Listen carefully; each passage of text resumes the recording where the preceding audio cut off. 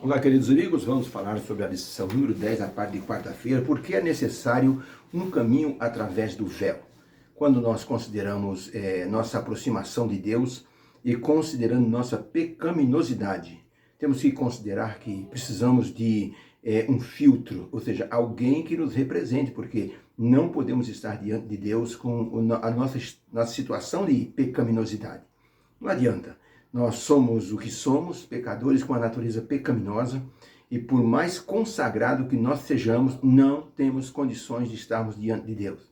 Precisamos de um representante. Por isso, Deus então concedeu a todos nós a vantagem de termos o Senhor Jesus Cristo para nos representar. Para se ter uma ideia de Deus, temos que olhar sobre a condição do povo de Israel quando estava diante do Monte Sinai. Porque diante do Monte Sinai eles não podiam estar assim ultrapassando alguns limites. Moisés cercou o Monte Sinai para que as pessoas não ultrapassassem aquele limite, porque era considerado um monte santo, a presença de Deus estava ali. Quando o santuário foi colocado no meio do povo de Israel, havia situações em que algumas pessoas invadiam assim as cercanias do santuário e morriam por causa disso. Então o Senhor Deus até disse para Moisés: Moisés, tire o santuário do meio do povo, senão eles vão morrer, porque são pecadores e a minha presença é santa, eles não vão suportar. Então Deus pediu a Moisés que tirasse o santuário e colocasse fora do arraial. Então Moisés suplicou a Deus e Deus então reconsiderou, deixou o santuário no mesmo local, só que fizeram o seguinte: pegaram a tribo de Levi, com todas as suas tendas, fizeram uma espécie de um quadrado em volta do santuário, para que ninguém ultrapassasse aquele limite. Era assim então que Deus então protegeu o povo para que não pudesse assim estar de forma desavisada entrando nos limites do santuário e assim padecer por causa da pecaminosidade. Para você ter uma ideia da santidade divina, é muito grande. Quando Deus descia sobre o monte tremia. Por isso que o povo disse: Moisés, nós estamos com medo. Fala você por nós. Nós não temos condições de estar diante de Deus. Mesmo Moisés dizendo: olha, vocês tomem banho, lavem a roupa, preparem tudo, no terceiro dia vocês se apresentem perante Deus. Diz que o povo tremia diante do monte. O monte tremia com a presença de Deus e o povo tremia também. O povo disse a Moisés: Moisés, seja nosso representante. Fala tu com Deus e nós faremos tudo que o Senhor disser.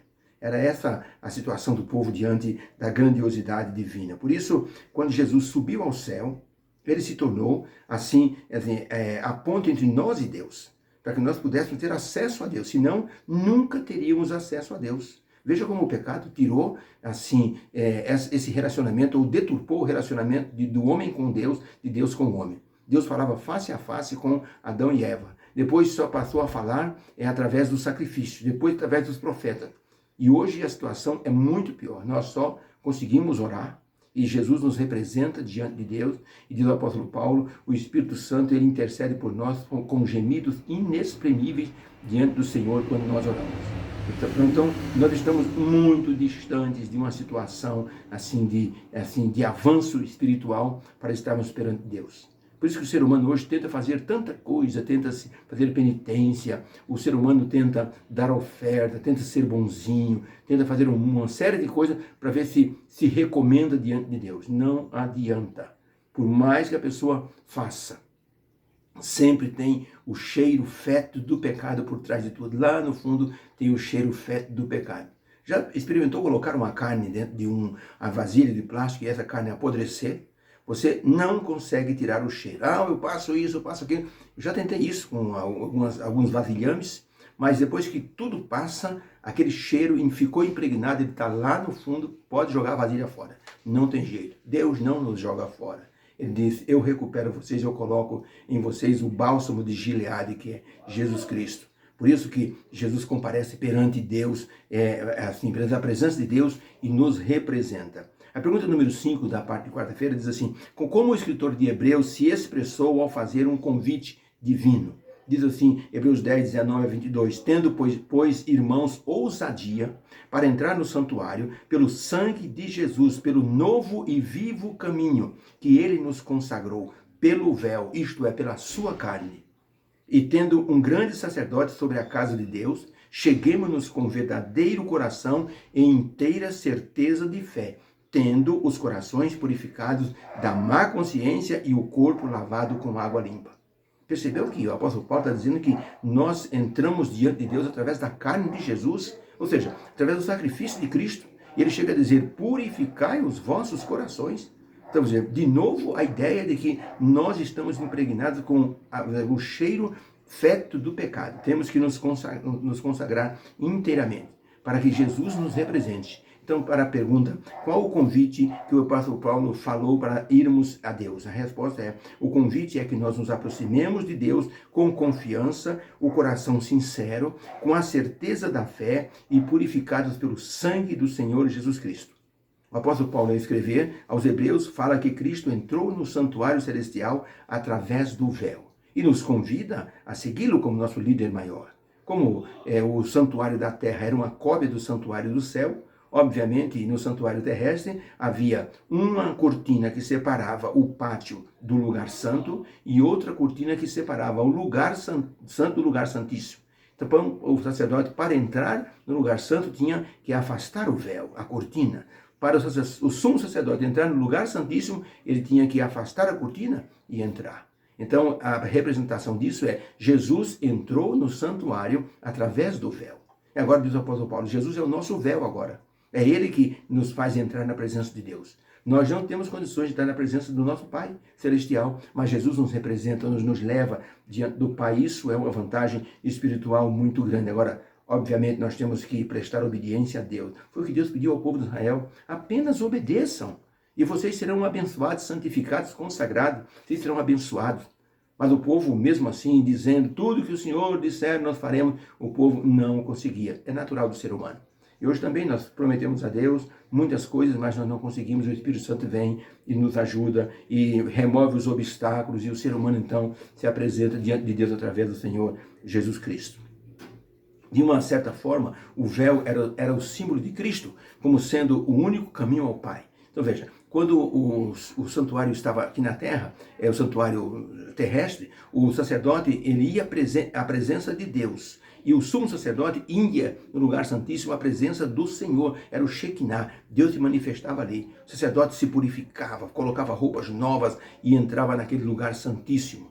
Então, o sacerdote ele afastava o véu para entrar. Na verdade, esse véu separava o homem de Deus.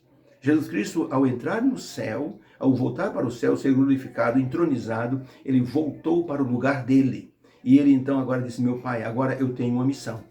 Representar os meus irmãos, meus filhos que estão na terra. Eu sei o que eles passam, é difícil para eles pecam muito, são deliberados, são ousados, mas meu Pai, eu estou representando. Então Deus aceita essa representação. Só que nós, seres humanos, não entendemos ainda essa representação. A gente pensa que é apenas ir na igreja, que é apenas tentar ser bonzinho. Não é. É muito mais do que isso. O apóstolo Paulo diz, temos que ter fé. Ou seja, temos que crer plenamente. Jesus é o nosso representante. E como tal, eu preciso desse representante, senão eu não vou me salvar. Não adianta querer ser bonzinho, não adianta as nossas obras. O apóstolo Paulo fala, ninguém será salvo pelas obras da lei. Porque se eu tentar ser bonzinho, o pastor Bulhão até dizia assim, um ateu, ele consegue guardar os 10 mandamentos sem ter nenhuma fé.